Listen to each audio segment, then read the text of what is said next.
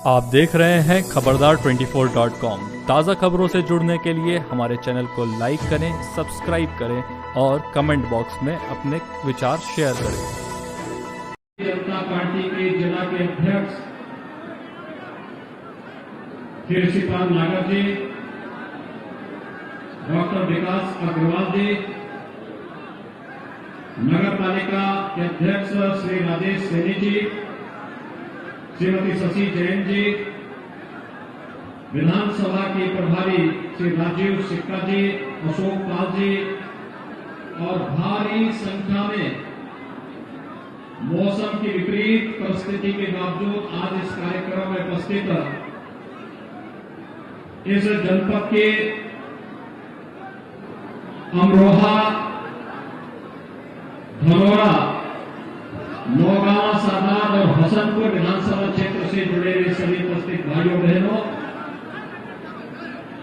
एक साथ जनपद को 433 करोड़ रुपए की परियोजनाओं का लोकार्पण और शिलान्यास का कार्यक्रम आज यहां पर संपन्न हो रहा है। मैं इसके लिए आप सभी मंच पर उपस्थित अपने माननीय विधायक, विधान परिषद के माननीय सदस्य और आप सभी उपस्थित भाइयों बहनों को हृदय से बधाई देता हूं। ये सभी विकास योजनाएं आपके जीवन में सुख और समृद्धि लाए, इसके लिए मैं अपनी शुभकामनाएं भी आप सबके प्रति व्यक्त करता हूं।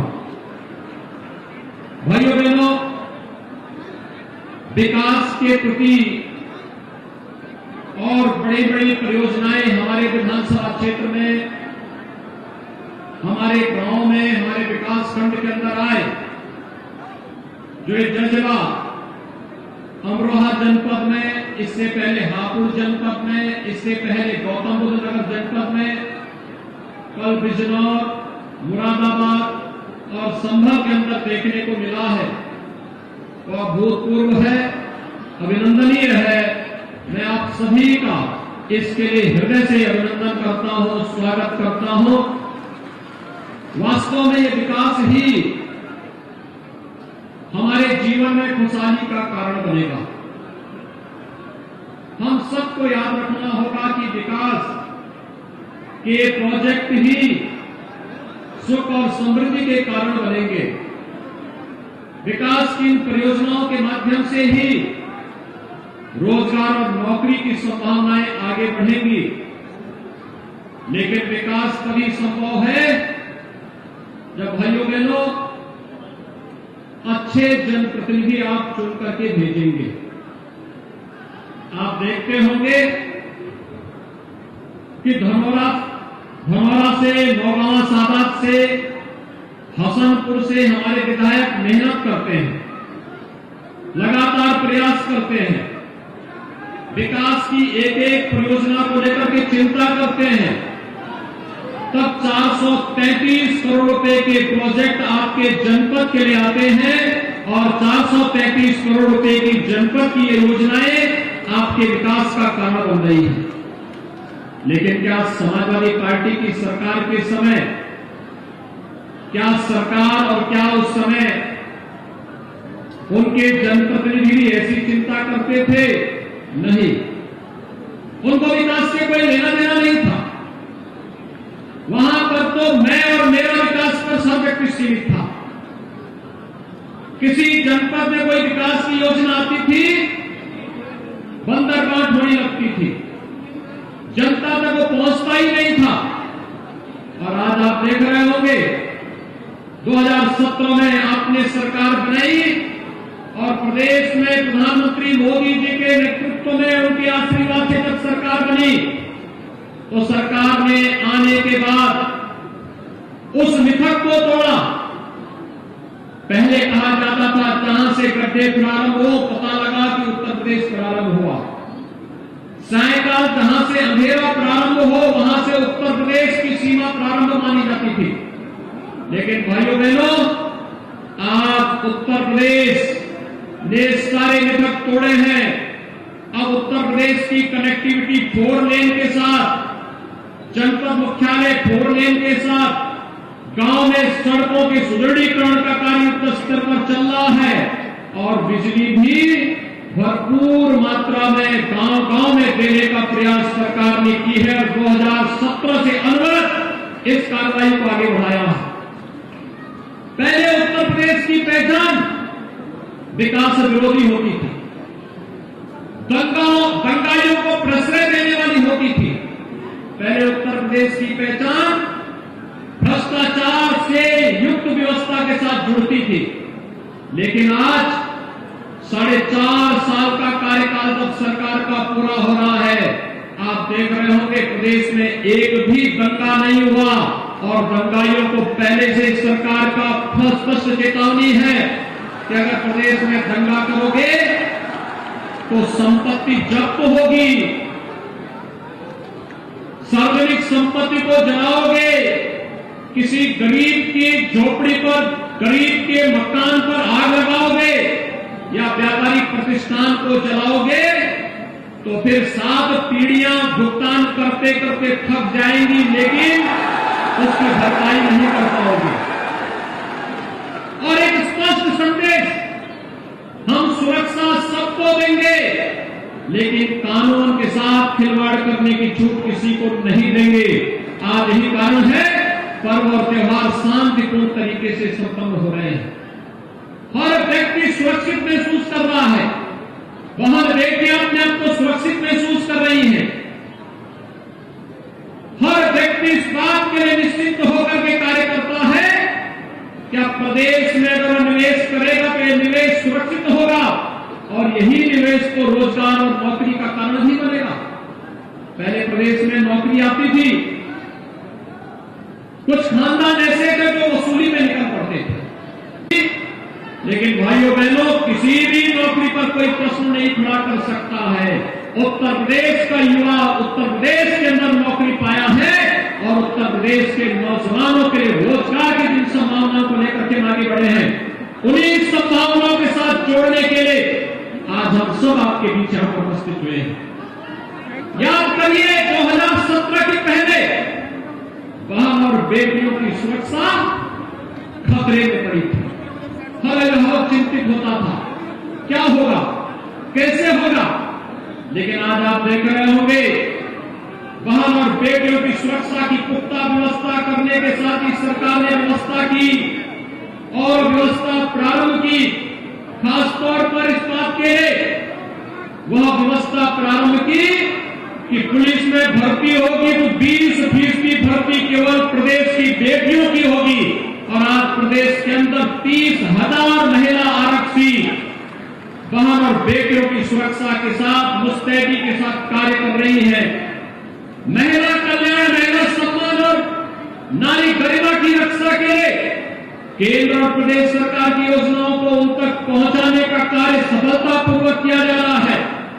कोरोना कालखंड में आपने देखा होगा प्रधानमंत्री मोदी जी के नेतृत्व में पूरा देश जब कोरोना के खिलाफ इस लड़ाई को लड़ा था, विपक्ष के नेता घरों में बैठ करके केवल ट्विटर पर उपदेश दे रहे थे।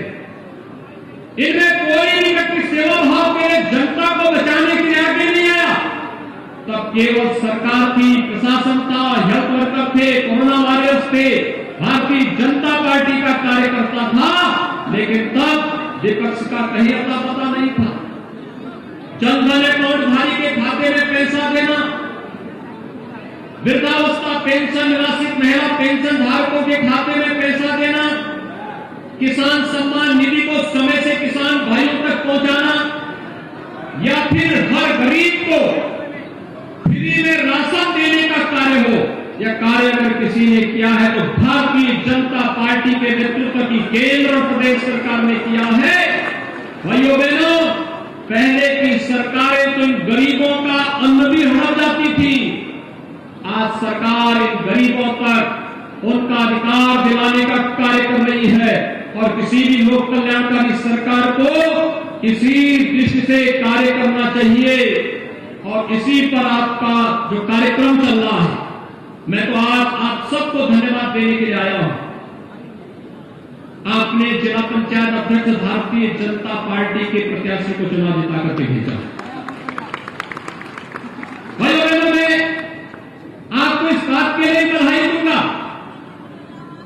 कि ब्लॉक प्रमुख भी हमारे कई कार्यकर्ता बने हैं और ये लोग जो जिला पंचायत अध्यक्ष और ब्लॉक प्रमुख बने हैं शासन की योजनाओं के साथ जोड़ करके विकास की किरण को घर घर तक पहुंचाने का कार्य करेंगे।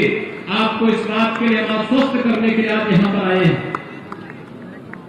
जब मैं अमरोहा था, वास्तव में अमरोहा यहां से अंतर्राष्ट्रीय क्रिकेटर स्वर्गीय चेतन चौहान जी की स्मृतियां भी जुड़ी हुई है। वही बहनों, चेतन चौहान जी के नाम से अमरोहा जनपद के साथ एक पहचान जुड़ जाती थी। खेल प्रेमी हर एक अद्भुत होता था। आज वे हमारे बीच नहीं, लेकिन मैं धन्यवाद दूंगा कि नौगांव सादात में उपचुनाव में आपने श्रीमती संगीता चौहान को यहां की जनता ने भारी बहुमत से विजयी बनाकर के स्वर्गीय चेतन चौहान जी के प्रति अपनी श्रद्धांजलि दी। विकास की अनेक योजनाओं को उन्होंने उस समय आगे बढ़ाने का कार्य किया था और मुझे प्रसन्नता है आज चाहे श्रीमती संगीता चौहान जी हो, चाहे राजीव तरारा जी हो, चाहे महेंद्र खड़गवंशी जी हो, चाहे हमारे व्यस्त जी हो, चाहे वह हमारे जो भी अन्य जनप्रतिनिधि हैं, ढिल्लो जी हैं, ये सभी लोग विकास की योजनाओं को गांव गांव तक घर घर तक पहुंचाने का कार्य कर रहे हैं। यह विकास हम सबके जीवन में ही एक सुख और समृद्धि का कारण बनेगा और इस पर हमें आगे बढ़ना पड़ेगा। मुझे प्रसन्नता है आज वैश्विक स्तर पर अमरोहा एक नई पहचान के साथ आ रहा है। याद करिए, एक जनपद एक उत्पाद में हम लोगों ने अमरोहा के वाद्य यंत्र ढोलक को अपना यहां का पहचान के साथ जोड़ा है।